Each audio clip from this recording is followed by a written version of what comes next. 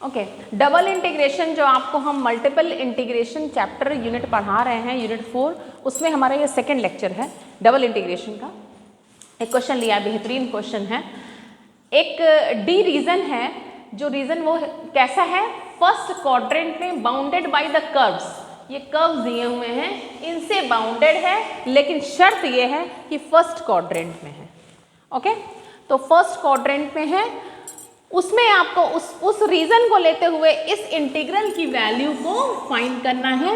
तो सबसे पहले तो एक क्वेश्चन में लिख के आ गया कि रीजन को स्केच द डायग्राम, ठीक है, रीजन को हमें बनाना है। तो ठीक है, बनाते हैं भाई। तो इंटरमीडिएट में आपने पढ़ा होगा कि ये एक तरह का रेक्टेंगुलर हाइपरबोला होता है, ठीक है। रेक्टेंगुलर हाइपरबोला दोनों साइड से होता है, कुछ इस तरह से होता है, अगर याद हो आपको तो कुछ इस तरह से शेप बनता है, याद आया, ठीक। लेकिन आपको सिर्फ फर्स्ट क्वाड्रेंट में बात करनी है, तो हम सिर्फ फर्स्ट क्वाड्रेंट में बात करेंगे, इसकी बात हम नहीं करेंगे, ठीक। ये हमारा x y is equal to 16 है, मान लिया है। इसमें जब स्केच करते हैं तो फोकस हमें इंटीग्रेशन की वैल्यू परफेक्ट निकालनी है, परफेक्टली निकालनी है, ना कि हमें स्केल से मेजरमेंट करते हुए डायग्राम को स्केच करना, ऐसा कुछ भी मैंडेटरी नहीं है। बट हाँ, एक रफ चेकआउट करना होता है एग्जाम में, ठीक। ये हो गया फर्स्ट। दूसरी line x is equal to y, बस इंटरसेक्शन पॉइंट्स आपको निकालने पड़ते हैं, क्योंकि वो हमारे लिए मैंडेटरी है for applying the limit. Okay, अब देखिए x y is equal to 16, x is equal to y, तो अगर रख दीजिए इसमें तो x square 16, x plus minus बेकार है, माइनस में जाना नहीं हमको, क्योंकि फर्स्ट मेंशन है first quadrant. First quadrant means ये वाला। ओके, तो एक्स का पॉइंट 4 आ गया, बाय द वे वाई का भी 4 आएगा, जो पॉइंट कटे उसको निकाल लीजिए। नेक्स्ट लाइन क्या होगी, ये आपकी y बराबर 0 है और ये आपकी x बराबर 0 है। y बराबर 0 भी लेनी है, जो लाइन लेनी है उसको थोड़ा डार्क कर दीजिए भाई, ठीक। हमको रीजन वो चाहिए होता है जहां पे हर कर्व का हर पार्ट टच कर रहा हो। लास्ट लाइन है x बराबर 8, तो x बराबर 8 समथिंग लाइक ये 4 है, तो ऑब्वियस सी बात है 8 यहां होगा। अब देखिए घिरा हुआ रीजन यही तो है, यस और नो, है ना। तो अब ये रीजन हमारा घिरा हुआ है, तो इस रीजन के अंदर आपको इसकी वैल्यू निकालनी है। तो देखिए इसको आपको नीड नहीं है लिखने की कि कैसे बनाया हमने, बस आपने स्केच कर दिया, ठीक। Where D is the shaded region. Okay, now अब हमें देखना है, अब हमने क्या कहा था आपसे, जब आपको रीजन मिल जाए तब आपको लिमिट लगानी है, और लिमिट लगाने के लिए सबसे पहले आपको स्ट्रिप देखनी होती है कि एक्स एक्सिस के पैरेलल लेनी है कि वाई एक्सिस के पैरेलल लेनी है, या फिर हमें रीजन के 2 टुकड़े करने हैं। 2 टुकड़े वर्ड हमने क्यों बोला, आप अगर एक स्ट्रिप वाई एक्सिस के पैरेलल लेते हैं, तो हमने आपसे लास्ट लेक्चर में एक चीज बोली थी, स्ट्रिप जो भी लेंगे उसको मूव कराएं, कर्व का एंड पॉइंट, दोनों स्ट्रिप के 2 एंड पॉइंट होते हैं, दोनों कर्व के एंड पॉइंट सेम कर्व पे पड़ने चाहिए। अगर कर्व चेंज, इसका मतलब स्ट्रिप टूट गई। तो यहां तक ध्यान दीजिए, इस स्ट्रिप को जब छोटा बड़ा कर रहे हो तो यहां तक तो कर्व सेम है, सेम है, यहां के बाद कर्व चेंज हो गया, तो इसका मतलब रीजन के 2 टुकड़े हो गए। एग्री, रीजन के 2 टुकड़े हो गए, एक टुकड़ा हो गया D1 और दूसरा हो गया D2, मतलब कि we have to put like this. अब आपने फिर से काम जल्दी जल्दी शुरू करिए। आपने जो स्ट्रिप ली है वो पैरेलल टू वाई एक्सेस ली है, इसलिए dy will be inside.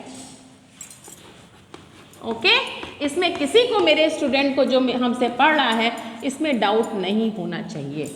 dy क्यों अंदर आया है, क्योंकि strip is parallel to y axis, जिसके पैरेलल स्ट्रिप होती है उसको अंदर करते हैं। अब अंदर कर दिया तो लिमिट यहाँ पे किसकी लगेगी, y की लिमिट ये होगी और ये होगी x की, ये y की लिमिट और ये x की, ठीक है।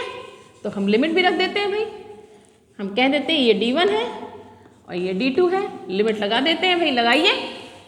फिर से हम बोल रहे हैं अंदर की लिमिट कर्व टू कर्व होती है, स्ट्रिप किस कर्व से किस कर्व पे जा रही है। तो बोलिए अपने मन से कि y की लिमिट इनसाइड है, y किस कर्व से किस कर्व पे है, तो y 0 से इस कर्व पे है। ये कर्व है क्या, x बराबर y। तो क्या हम लिख सकते हैं कि y बराबर 0 टू y बराबर x, यस और नो। ओके, फिर आते हैं x की लिमिट पे। x बाहर की लिमिट, आउटसाइड लिमिट कांस्टेंट होती है कि रीजन हमारा कितना घिरा हुआ है। ये हम बार बार रिपीट करते हैं अपने स्टूडेंट्स को कि अंदर की लिमिट किस कर्व से किस कर्व पे होती है और बाहर की लिमिट की रीजन कितना कवर्ड किए हैं जिसकी लिमिट लगानी है। यहाँ पे हमें x की लिमिट लगानी है, तो जो रीजन लिया है आपने, D1 लिया है, वो उसका घिराव x एक्सिस में कितना है, how much covered from by x axis the region. तो x एक्सिस कितना घिरा हुआ है यहाँ से लेके यहाँ तक, तो 0 टू दिस पॉइंट, ये पॉइंट क्या है 4, तो 0 टू 4 हो गया। लिमिट लगाने मेरे स्टूडेंट्स को किसी भी तरह की कोई कंफ्यूजन नहीं होना चाहिए। इसमें आ जाइए, y की लिमिट किस कर्व से किस कर्व गई है, 0 टू ये कर्व है क्या 16/x, ओके 16/x, तो y 0 to 16/x, clear. Okay, x axis में D2 रीजन कितना घिरा है, तो यहां से लेके यहां तक गिरा है, तो 4 to 8 हो गया, काम खत्म। 4 to 8 ये लिमिट है। अब इसको सॉल्व करने का तरीका क्या है, पहली लिमिट रहने दीजिए क्या, x 0 to 4, y के रेस्पेक्ट में आपको पहला काम ये करना होता है। y के रेस्पेक्ट में जब करोगे तो x² y और लिमिट लगा दोगे y 0 to yx dx, अभी x के रेस्पेक्ट में बचा है। ओके, नाउ इसको करोगे x²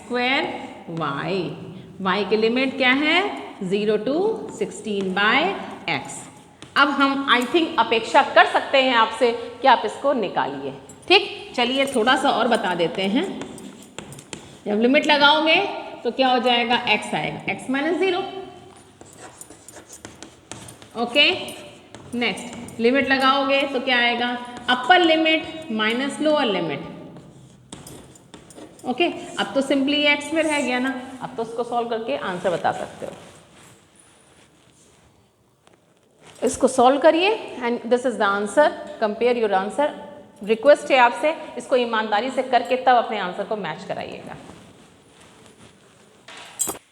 okay, now I am moving towards जैसे हमारा कार्टेशियन कोऑर्डिनेट्स में हो गया है, वैसे अब हम पोलर कोऑर्डिनेट्स में मूव ऑन कर रहे हैं कि डबल इंटीग्रेशन पोलर में कैसे निकालते हैं। तो evaluation of double integration under polar coordinate. Polar coordinate क्या होते हैं, r और थीटा। तो क्वेश्चन किसमें दिया होगा, r और थीटा में फंक्शन होगा dr dθ। इसको बहुत सिंपल है, इसमें ये पक्की बात है कि थीटा हमारा एंगल होता है, एंगल हमेशा कांस्टेंट होता है और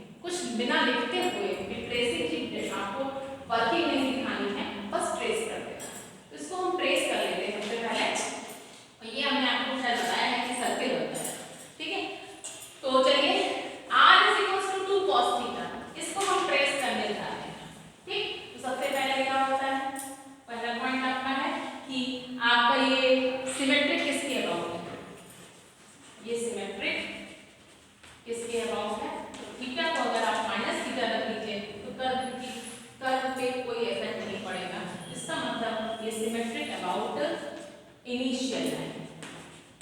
इनिशियल लाइन को हम थीटा बराबर 0 लाइन भी बोलते हैं।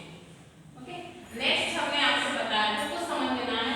तो हमने आपको जो की पॉइंट्स बताए हैं उस पे अगर हम बात करें कि कार्डोइड की शेप क्या होती है, कार्डोइड तो है स्ट्रेट फॉरवर्ड दे रखा है सर्किल, ठीक। तो सर्किल में अगर हमें डायमीटर पता लग जाए कि मैं कट कर रही हूं तो हमें उससे उसकी आगे रेंज में जाना नहीं है।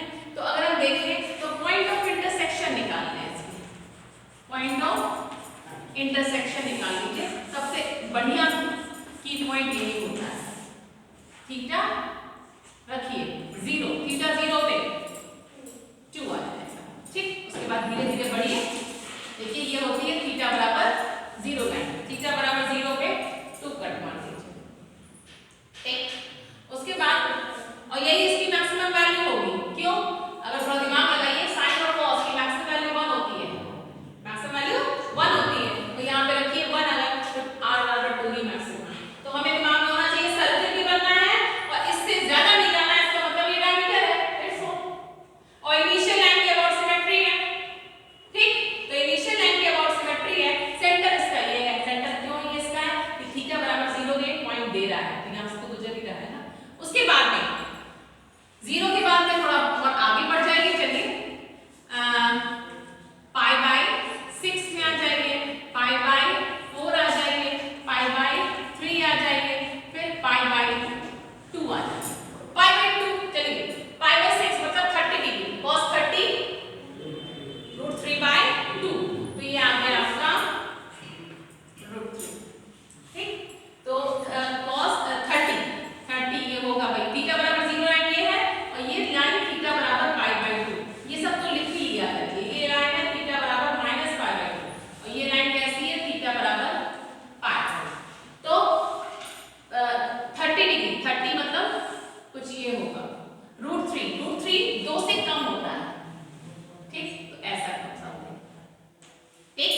ऐसे ही π/4 बनाया तो वो भी कुछ कम आएगा, ऐसे ही आएगा आपका, ठीक। ऐसे ही करते करते π/2 पे देखिए, cos π/2 0, तो इसका मतलब ये कर्व झुकते झुकते 0 पे आ जाएगा।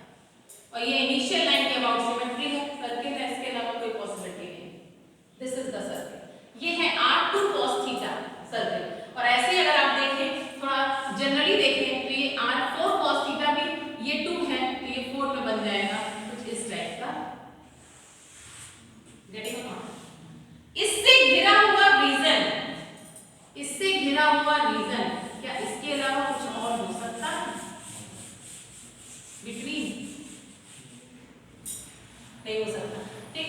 इस स्ट्रिप को रखिएगा संभाल के, ये एक तरह से जैसे वहां पे xy के पैरेलल लेते थे वैसे ये स्ट्रिप को आगे।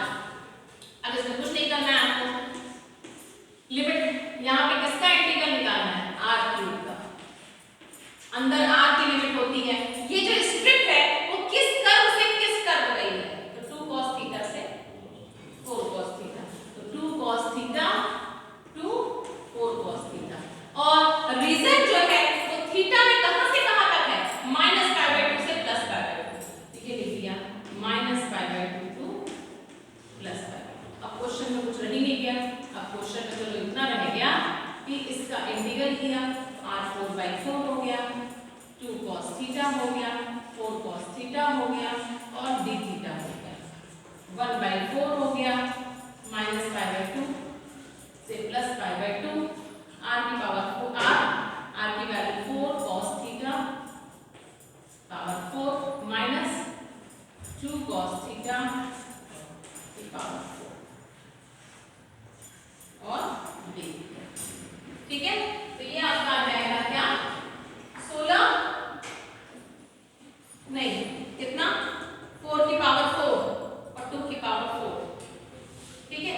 इसको सॉल्व किया हमने और ये आ रहा है हमारा फाइनली कि 60 सॉल्व करके देख लीजिएगा, ये आएगा, ठीक। अब आई थिंक आपको बीटेक के लेवल में इस इंटीग्रल को सॉल्व करना तो मुझे नहीं बताना चाहिए, इसका cos की पावर 4 का इंटीग्रल कीजिए, you will get the answer. और इसका आंसर है फाइनली 45/2 पाई। 45 बाई